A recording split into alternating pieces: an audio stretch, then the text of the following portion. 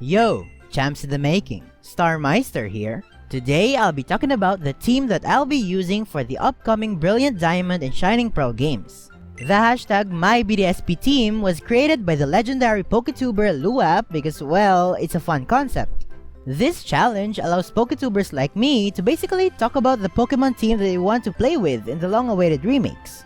At the end of the video, I will be tagging 5 people to participate in this hashtag MyBDSP team. The only legit rule of this hashtag is that we can only use a Pokemon included in the main story, so no post-game mons. Aside from this, I also added a bunch of rules for myself. First, I'm not allowed to use legendaries because they make the game boring.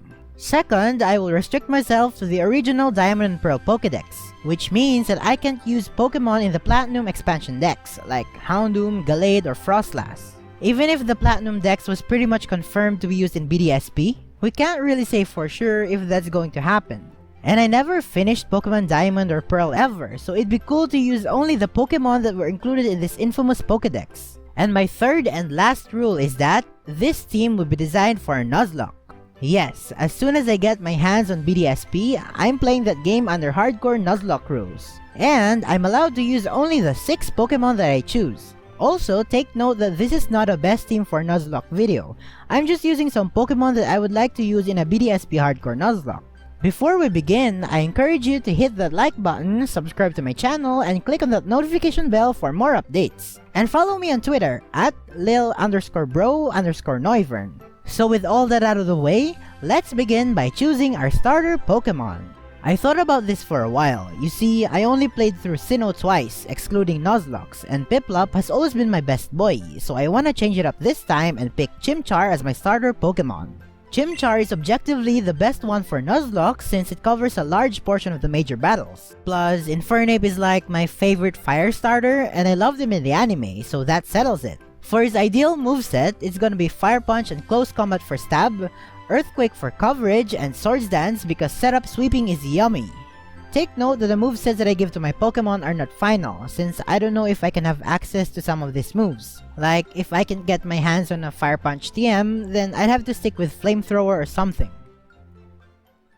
While I don't think that HMs will be included in the games, it's still undeniable that flying types will always find their place in a Nuzlocke team. They can usually sweep trainers thanks to their generally high speed, and their immunity to grounds is awesome for pivoting.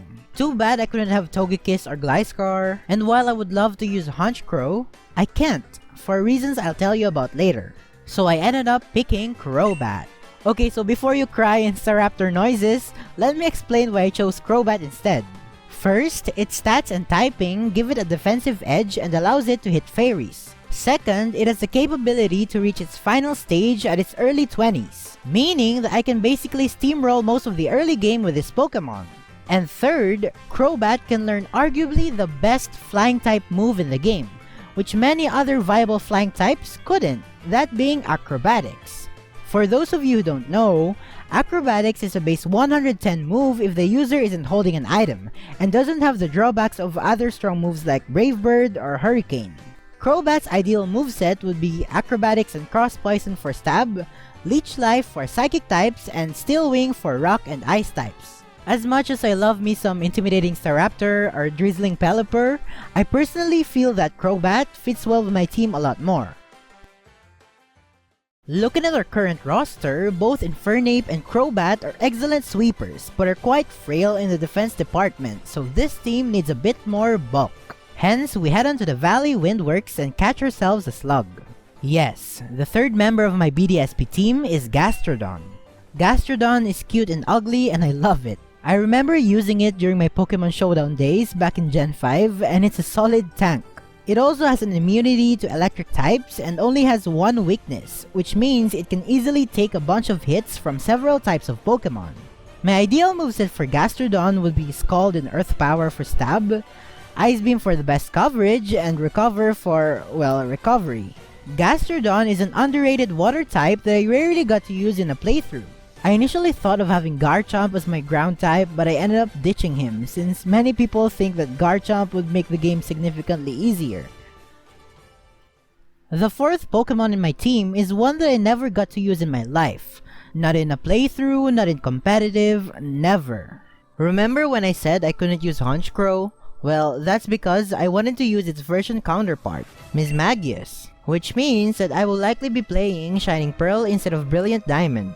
While there's no confirmation that these two will be version exclusives in BDSP, there isn't any reason to think that they're not either, since they were version exclusives in the original games. Anyways, back to Mismagius. In Pokemon Pearl, you can obtain one as early as Eterna Forest, and it's gonna be the primary special sweeper of my team. Mismagius is immune to 3 types, making it an awesome Pokemon for pivoting and PP stalling. And it's just an overall cool design and has a fun personality.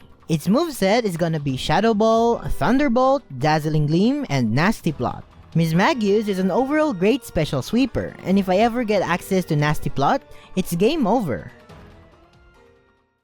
My 5th Pokemon is probably the most interesting pick of this team. You see, Gastrodon alone wouldn't be able to tank all the hits that go my way, so I need another Pokemon who not only has a good bulk, but a great defensive typing as well. That's when Bronzong comes in. Like Mismagius, I never used Bronzong in an in-game playthrough ever.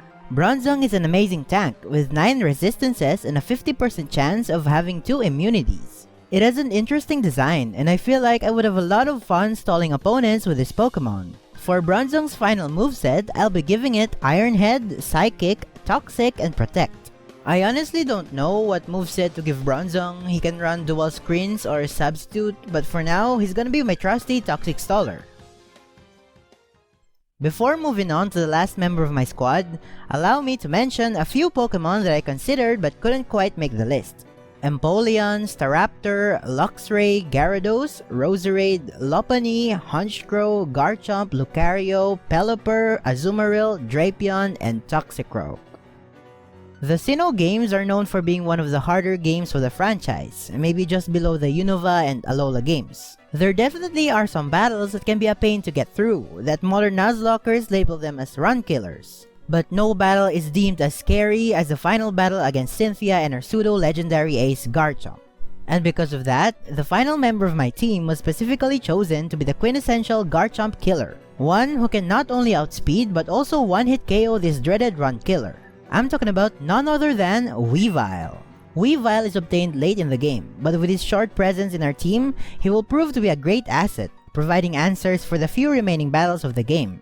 Weavile's final moveset would be Ice Punch, Night Slash, Brick Break, and Swords Dance. Like Mismagius and Bronzong, I haven't used Weavile in a playthrough, so I don't know what to expect from this Pokemon. All I know is that it's a great physical sweeper with a cool design and awesome personality, plus being the Garchomp killer. And that's my hashtag MyBDSP team. Infernape, Crowbat, Gastrodon, Mismagius, Bronzong, and Weavile. I noticed that apart from Infernape, each member of the squad has at least one immunity, which is great. No 3 of my Pokemon share the same weakness. And the only type that we don't resist is water, unless if Gastrodon would have Storm Drain. Crasher Wake might pose some problems, but I'm pretty sure we can find a way to handle him. And I feel fairly confident that I can beat a BDSP hardcore Nuzlocke using only this team. What do you guys think of my squad?